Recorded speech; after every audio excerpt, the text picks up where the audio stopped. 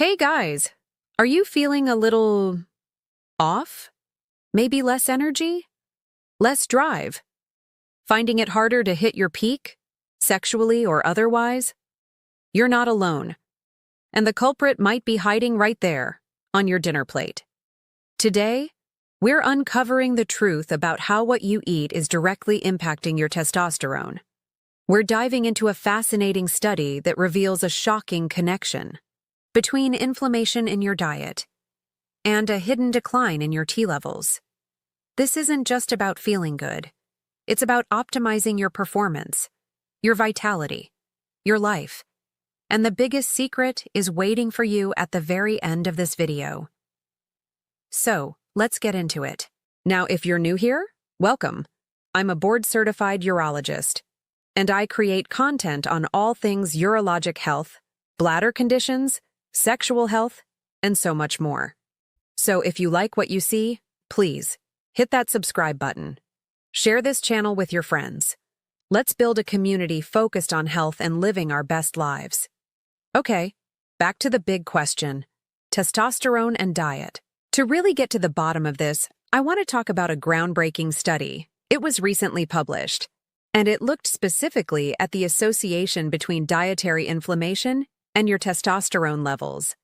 You see, testosterone production is absolutely vital. It's crucial for so many bodily functions.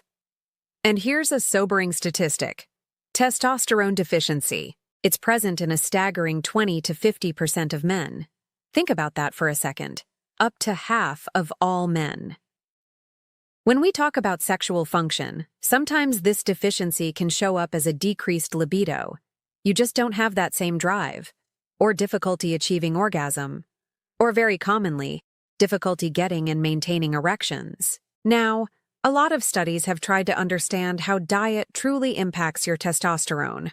But this particular study, it focused on something called the dietary inflammatory index. What is that, you ask? It's a really clever scoring algorithm. It takes the food you eat, and it assigns it a score based on how inflammatory it is. Is it pro-inflammatory? Meaning, does it promote inflammation in your body? Or is it anti-inflammatory? Does it actually help reduce inflammation? These scores were determined by looking at countless studies that compared specific components of food with the way our bodies react to them. They looked at inflammatory markers in our blood, and how those markers either increased or decreased based on what we consumed. In this specific study, they utilized a national survey. It's called the National Health and Nutrition Examination Survey. We often refer to it as NCHANES. This survey was developed by the National Center for Health Statistics. Its purpose is to monitor the health and nutritional status of U.S. adults, and the data from NHANES is incredibly comprehensive. It includes surveys filled out by people, as well as actual blood work and other physical measurements. For this particular testosterone study, they looked at men over the age of 20, men who had completed a 24-hour dietary history, essentially a journal of everything they ate. And crucially, they also had their testosterone levels checked.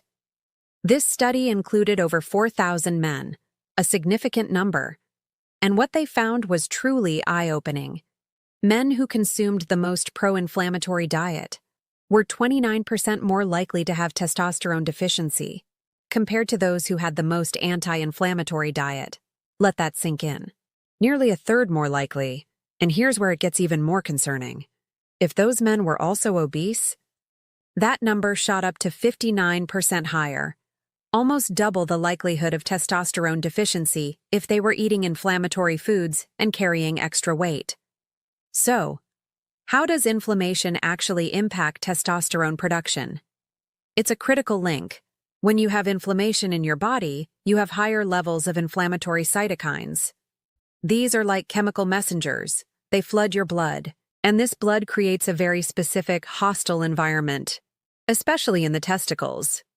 It leads to lots of reactive oxygen species, and your testicles, they need a very specific, very pristine environment in order to perform optimally, to produce testosterone effectively.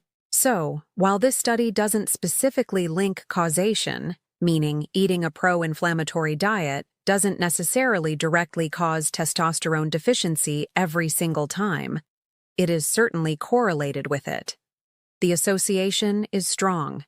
It's a powerful connection that we cannot ignore. So, with all that in mind, what kind of diet should you be eating?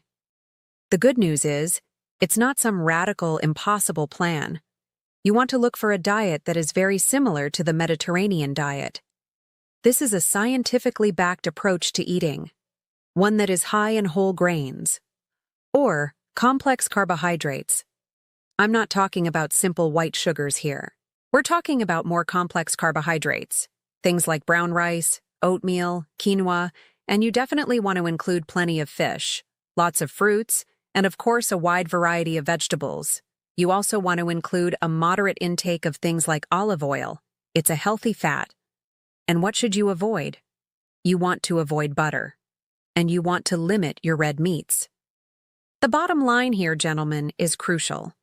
There is no one magic food that you're going to eat.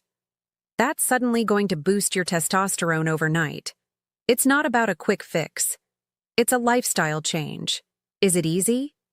Well, it's not as easy as simply adding a single ingredient to your grocery list, but you can make small changes.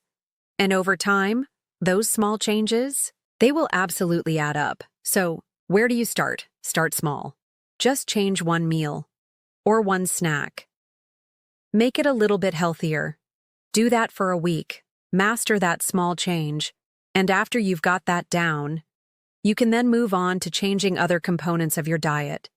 Slowly but surely, you will start to see how these changes improve not only your sex life, but your overall health and your entire quality of life.